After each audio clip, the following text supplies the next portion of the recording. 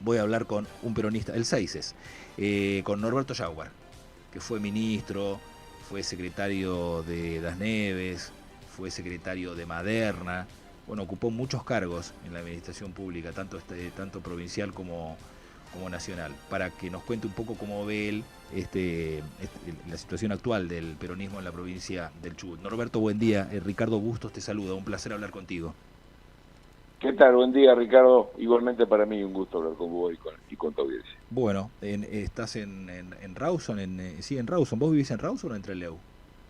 No, no, entre Leu. Ah, en Trelew. Bueno, ¿cómo están las cosas? ¿Vos tenés algún cargo dentro del órgano partidario del Congreso? Yo tengo cargo en el Congreso Nacional del Partido Justicialista. Ah, no, en el provincial no.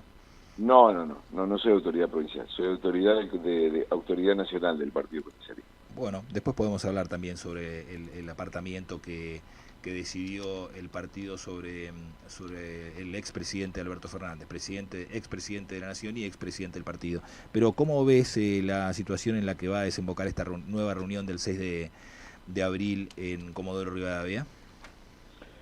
Mira, es una cuestión de ordenamiento. Los mandatos de las autoridades del partido vencieron en el mes de diciembre, ahora en diciembre pasado.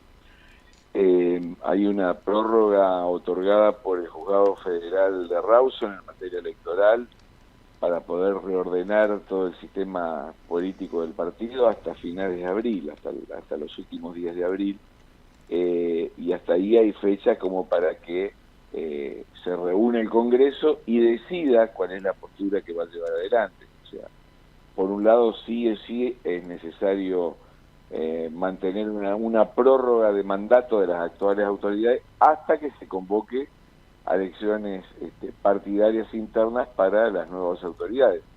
O sea, el Congreso lo que va a hacer seguramente es poner en orden estas fechas.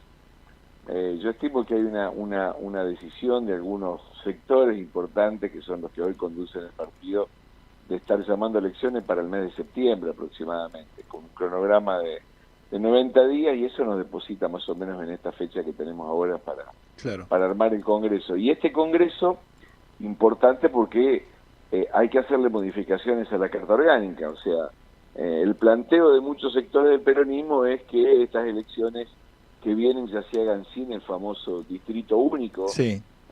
que era ponerle una traba importante al partido, al formato de elección del partido, porque vos para presentarte en una elección a un consejo de localidad tenías que estar sin ninguna duda encasillado dentro de una estructura provincial que tenga representación en todas las En toda la localidades. Bueno, provincia, claro.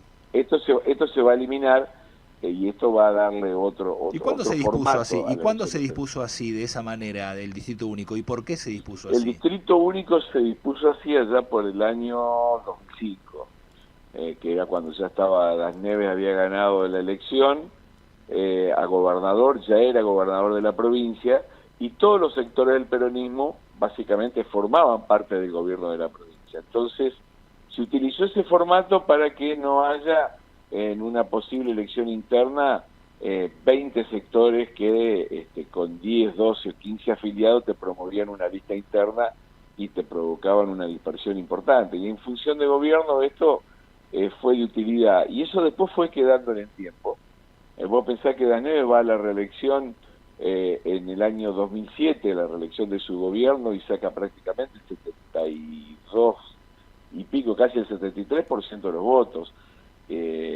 Entonces, bueno, había Y todo después, un formato y claro, después fue estaba a la quedando en el medida de tiempo. perdón, disculpame la interrupción. Eso fue, lo voy a traducir, lo que acabas de explicar vos, lo voy a traducir, no porque no se haya entendido, sino voy a buscar otras palabras. Eso fue un poco a la medida de la necesidad que tenía en ese momento el peronismo y Das Neves, pero Das Neves después se armó su propio partido también.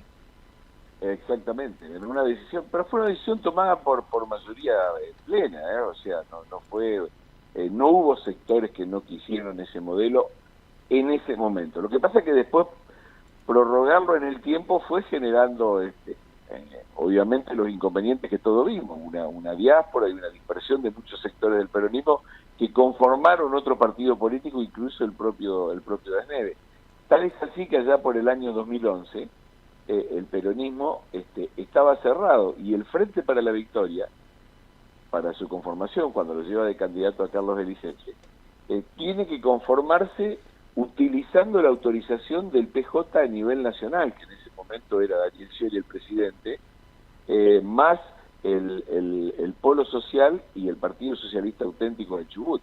O sea, inclusive hubo que pasar con una autorización por encima del partido a nivel de provincial Chubut para ir a una autorización nacional que después obviamente que fue avalado por Servini y Cubría, porque obviamente el Partido Distrito Nacional tiene otro esquema de funcionamiento, es el partido madre, diríamos, pero fíjate que en ese 2011 no se pudo utilizar las siglas del Partido Justicialista, porque el mismo Daneve tampoco las utilizó. Creó un frente, un modelo con un frente, y utilizó obviamente otras siglas partidarias. Claro, claro. Bueno, muy probablemente entonces sea necesario primero modificar la Carta Orgánica para introducir esto. Sí, es necesario. De las Es necesario. Por eso el inconveniente que veíamos muchos en la convocatoria que se había hecho para ese congreso que después no se realizó, que fue el 23, porque ese congreso, lo único tema del orden del día era ponerle fecha a elecciones. Bueno, ponerle fecha a elecciones como único tema del día, lo que significaba era ir a elecciones con ese modelo de carta orgánica, con el distrito único. Y entendíamos de que hay que hacer otra serie de modificaciones. Inclusive hay borradores circulando donde plantean también cambiar el formato de la selección de los congresales y consejeros, que no sean por departamento, sino que sean por ciudad, en función de la cantidad de afiliados. Hay varias modificaciones que están planteando los compañeros, así que esperemos que ese congreso extraordinario del 6, creo, en Comodoro Rivadavia, pueda resolver estas cuestiones y dejarnos con un formato mucho más ágil de partido que nos permita enfrentar los próximos desafíos políticos. Claro, ¿y con qué liderazgos enfrentar los próximos desafíos políticos? El próximo desafío es, en el 2025, disputar las dos bancas que se renuevan en el Congreso de la Nación. Y en el 2027, bueno, disputar la gobernación y las intendencias. Pero... Una cosa es el formato interno que va a tener el peronismo de funcionamiento, porque los que se eligen acá son autoridades. Sí, sí, sí. Y después obviamente hay que ver quiénes son los nombres que van a tener la vocación de ser candidatos por esa estructura o por una estructura mayor, que donde obviamente el PJ generalmente en esas estructuras es una columna importante, pero después se suman una serie de partidos políticos y el peronismo prácticamente ha sido frentista desde el 72, 73 en adelante en todas las elecciones.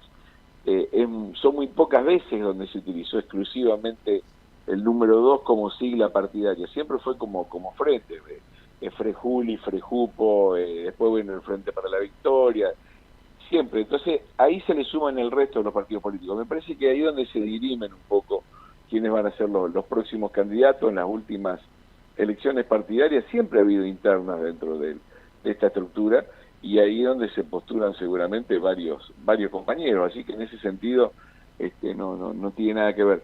En la conformación de liderazgo propiamente dicho dentro del peronismo me parece que es un proceso con todo un recambio generacional que se tiene que dar dentro del peronismo de la provincia, y eso me parece que es el paso siguiente que estamos viendo ahora a partir de este llamado a elecciones y cómo se van a conformar las distintas listas en las distintas localidades, y obviamente a partir de ahí también el componente provincial. Los nuevos liderazgos, es una pregunta que vengo haciendo hace días, ¿con nuevas ideas o con las mismas ideas? ¿O con las ideas ya gastadas que han dejado a la provincia de Chubut donde está? Hay dos planos, me parece, para eso. Una cosa es lo exclusivamente partidario y otra cosa es cómo a partir del peronismo se conforma un proyecto político que va a ofertarle a la ciudadanía en las distintas localidades y a nivel provincial. Y esto tiene que ver, primero sí atado a una cuestión que tiene que ver con lo ideológico. Acá hemos tenido falencias importantes, desde lo ideológico si se quiere, y esto tiene que ver inclusive tal vez por la falla que hemos tenido en este último gobierno, donde obviamente no hicimos las cosas bien y por eso perdimos el gobierno nacional. Las cosas no fueron como deberían ser. Creo que se utilizó una avenida del centro lo suficientemente amplia, excesivamente difusa en cuanto a los objetivos y al proyecto político, y eso llevó a que se hicieran correctamente, no se llevara adelante un proyecto político de gobierno, y realmente las cosas no fueron como tendrían que haber sido, y creo que fuimos parte, y esto es parte de la autocrítica que ha hecho el peronismo, porque inclusive la hizo en el último congreso donde yo participé el viernes La semana pasado. pasada, sí. No hicimos las cosas como tendríamos haber hecho, y la gente es muy clara en su mensaje. Cuando vos no haces las cosas como las tenés que hacer, te reemplaza rápidamente por otra estructura, por otra ideología o por otro formato político. Claro. Y yo preguntaba a nivel provincial, ¿no? Nuevos liderazgos yo hablaba del estado en el que está esta provincia. Mira, el liderazgo, a ver, una cuestión es un proyecto político y otra cosa después son los liderazgos. Los liderazgos dentro del peronismo se van dando, y se van dando cada muchos años. O sea, como tuvimos en algún momento liderazgos como los que fueron los del Menem o los de Cafiero, y después surgió un proceso muy largo hasta que apareció Néstor Kirchner con toda la estructura, y ahora hay un momento donde hay una enorme dispersión en cuanto a los liderazgos, y el peronismo tiene que tratar de reorganizarse y buscar, no sé si un liderazgo, pero sí una conducción que le permita afrontar los nuevos desafíos. Y en la provincia pasa exactamente lo mismo. Tenemos 4, 5 o 6 agrupaciones importantes, grandes en la provincia, que son las que van a tener que generar el debate político, y después veremos quiénes son los compañeros que están en condiciones de conducir ese proceso. Quizás alguno de esos compañeros se traduzca en un posible líder para llevar adelante el peronismo en los próximos años. Es factible. No lo hemos logrado en los últimos tiempos. Me parece que el último que pudo liderar el peronismo bajo esas condiciones fue Mario Das Neves, y después que Mario Das Neves tomó una decisión de apartarse del peronismo, el peronismo anduvo deambulando sin encontrar esa persona que tuviera la suficiente capacidad de liderazgo para llevarlo adelante. Entonces, eso fue reemplazado por acuerdos políticos de muchos sectores del peronismo, pero obviamente no dimos en la tecla encontrar con ese compañero que tenga la suficiente capacidad, claro, de liderar los procesos. ¿No ayudó la conducción de Linares al frente del peronismo para encontrar un hilo conductor, una idea, una ideología y un líder? No, lo que logró sí esa conducción ha sido de que se genere el debate, porque vos pensás que en las últimas elecciones, por ejemplo, que había varios candidatos, puntualmente si querés podemos hablar del tema de Trelew, que había 5 listas, el partido recibió a cada uno de los sectores, y cada uno de los sectores tomó una opción de seguir con su proyecto, entre comillas, título personal. Y después quedó para dirimirse entre 2 o 3 candidatos, pero candidatos o sectores importantes como el de McCarthy u otros sectores tomaron la decisión de ir por afuera del peronismo con otras posturas políticas, inclusive hasta ideológicamente encontradas, como la de McCarthy yendo, por ejemplo, con Trefinger, que representaba en ese momento al Partido Libertario en la provincia. O sea, creo que faltó capacidad de debate, creo que faltó humildad para discutir las cosas y para no anteponer esos proyectos personales por un proyecto conjunto. Creo que no logró el peronismo ponerse de acuerdo en un proyecto común, y obviamente desembocó en la elección, la primera que tuvimos, que fue Trelew, con un problema importante, donde el peronismo en su conjunto, si vos querés la sumatoria el peronismo junta prácticamente el 54% de los votos, y termina ganando Merino con una elección de alrededor de 30 puntos.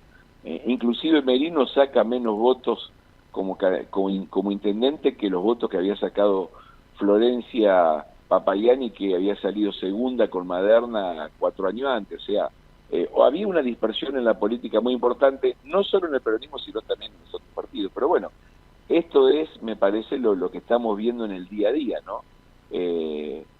Uno va a la legislatura y ve bloques conformados por 8, 10, 9 sectores, tanto del oficialismo como de la oposición, y creo que este proceso que se empieza a dar, o que se está dando ahora en la Argentina, está tratando de unificar criterios, al menos en 4 o 5 puntos, ponerse de acuerdo de cuáles son las líneas generales en que se van a parar los partidos políticos de cara a los próximos procesos electorales.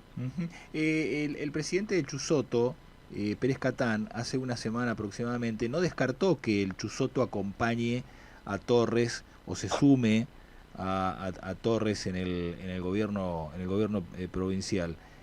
¿Vos qué opinás al respecto y qué opinás del gobierno de Torres?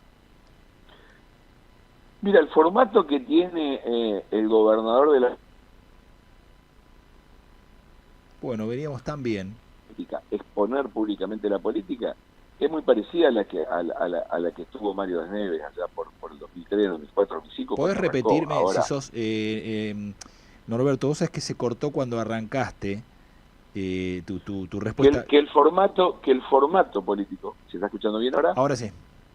Que el formato político que tiene Torres, en cuanto a su forma de expresar la política, es muy parecido a la que tuvo Mario Das Neves allá por el 2003, 2004.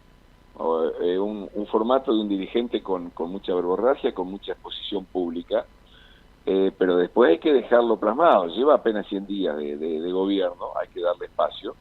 Ha tenido que confrontar tal vez con algunas cuestiones que se entendía de que el gobierno nacional, tal vez mezquinamente o con razón, porque si existen esas deudas existen, pero me parece que las formas de expresarlas no eran las correctas. Tuvo que confrontar con un gobierno nacional, porque obviamente había un perjuicio que entendía y entendíamos todos los chubutenses que estábamos sufriendo. Y en ese sentido me parece que el formato es muy parecido al que utilizó Das Neves. Ahora, después con el correr del tiempo hay toda una estructura donde Das Neves fue generando, está bien con otra provincia totalmente distinta, en otras condiciones, y con un gobierno nacional que tenía un caudal económico importante que le aportaba a las provincias, un modelo de provincia distinto, donde había crecimiento, donde había otra disposición de fondos públicos para llevar adelante el gobierno. Estoy hablando de los primeros 2 o 3 años del gobierno, o sea, 2003, 2006, 2007. Bueno, en estos primeros 100 días, hasta ahora lo que tenemos es la parte discursiva. Yo no veo una reacción en cuanto a que la provincia esté en funcionamiento, esté en marcha. No veo obra pública, no veo que se hayan solucionado los conflictos de fondo. El conflicto pesquero todavía sigue latente, o sea, la temporada se dio por terminada porque el sector pesquero empresarial decidió cortar la temporada, no porque sea la temporada... Claro, y con una pérdida de millones de dólares importantísima, ¿no? Importantísima porque están con las cámaras llenas de pescado también, Ricardo. Están llenas, claro, las cámaras. Y esto también hay que tener en cuenta el porqué. Si es el precio, si es el mercado internacional, o si es geopolítica a nivel internacional, que hay que rediscutirla, donde a veces nos peleamos con los que no tenemos que pelearnos. Una cosa es pelearse ideológicamente, decirte que no te gusta un modelo comunista, y otra cosa es hacer negocios. Son dos cosas totalmente distintas. Una cosa es pelearte con el que te compra los productos, y otra cosa es decir, mirá, no me gusta tu ideología política. En eso me parece que somos coincidentes muchos. Pero después vos tenés que ver cuáles son las repercusiones que te quedan en tu economía interna de no poder colocar determinados productos en los mercados económicos más importantes del mundo, que son los que realmente te consumen el producto. Entonces, el coletazo es que te quedan las cámaras llenas de pescado, vos tenés que cortar la temporada, y después tenés un abanico de situaciones que da en esos sectores que impiden, obviamente, que ingresen millones de dólares, y obviamente muchísima gente quede sin trabajo y la economía se ve resentida. Bueno, todo esto es lo que pasó en la provincia hasta ahora. El conflicto no se resolvió, ahora abrió aguas nacionales, acabo de ver las autorizaciones, ya empiezan a salir a pescar aguas nacionales. Entonces obviamente empieza otro proceso, y hay que ver cómo repercute eso en la pesca acá del puerto de Rawson, si es que los barcos van a salir a efectuar capturas en aguas nacionales. Bueno, y tenemos otro ahora conflicto... veremos si ese conflicto quedó resuelto o no. Y tenemos otro conflicto en ciernes, en la zona sur, que es el motor de la provincia, básicamente, Comodoro Rivadavia, y las dos manifestaciones que hizo públicamente el gobernador, ni bien asumió, y a las 2 semanas tomó un camino totalmente inverso, cuando en la primera semana de gobierno dijo haber hablado con el presidente para pedirle la reversión de las áreas a YPF. Bueno, advertido que fuera de que lo que estaba diciendo iba a traer muchas consecuencias a la paz social de Comodoro Rivadavia y a las arcas de la provincia, a las 2 semanas dijo, bueno, si YPF se va a tener que remediar los pasivos ambientales que eventualmente pueda dejar. Bueno, en el medio de todo esto, YPF definió dejar las áreas en declino de todas las que tiene, para concentrarse en Vaca Muerta. ¿Cómo ves la resolución de ese tema que está en cierne y que probablemente en las próximas semanas, meses, por lo menos hasta mayo, va a tener en vilo a la política y a la economía provincial, y especialmente de la zona sur? Mira, por lo que tengo entendido, en principio por 90 días los compañeros van a quedarse en sus casas cobrando el 80% de su salario. Esto es lo que tengo entendido por lo que escuché ayer a declaraciones del sindicato de petroleros de Comodoro Rivadavia en distintos medios que le hicieron nota. Pero es cierto que hay un proceso muy grande y estamos hablando de muchísima gente que se va a quedar en su casa. Y después esas áreas hay que conseguirle, entre comillas, como se dice, El novio. hay que conseguirle el novio a esas áreas. Y obviamente que la exigencia a veces, por los convenios colectivos del sector de petrolero, obviamente es que las condiciones que se respeten son las condiciones que tienen los trabajadores, que tienen un montón de años trabajando en las subcontratistas de YPF, y que tienen que volver a entrar con las mismas condiciones similares a las que tenían. Bueno, es todo un proceso que va a llevar un tiempo importante. Después, ¿cuál va a ser la reacción del gobierno si va a seguir adelante o no con este proceso de reclamo por los pasivos ambientales? Seguramente eso va a terminar judicializado, y esto va a correr por lo menos el próximo 10, 15 o 20 años hasta que termine resolviéndose de alguna manera, o políticamente por algún presidente en acuerdo con el gobernador de turno, como ha pasado muchas veces, como pasó en algún momento con la deuda que se había generado y después Menem resolvió entregarle bonos a las provincias. Vos recordás esa historia cuando recibimos los famosos bonos, los bonos de YPF. O lo que se terminará es licuando esa discusión con alguna resolución en la justicia, donde seguramente le van a pagar con un bono para pagar a 20 años después de que se produzca ese juicio, y seguramente toda esta generación de chubutenses por los próximos 20 años no va a haber un solo peso de esta resolución. Pero bueno, son decisiones políticas que hay que tomarlas, y hay una decisión claramente política de la empresa YPF de irse.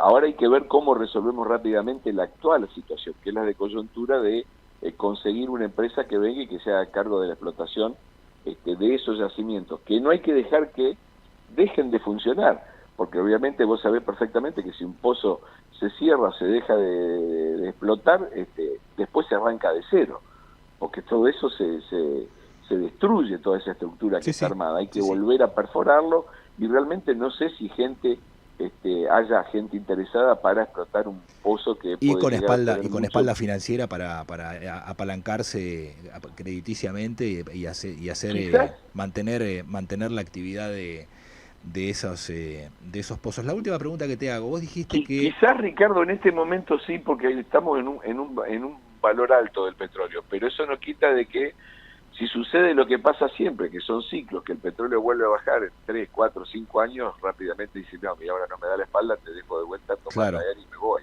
Entonces me parece que acá es donde tenemos que tener la cabeza fría, como para que cuando nos sentemos hagamos el pleno análisis de la situación de un área convencional de Cleveland.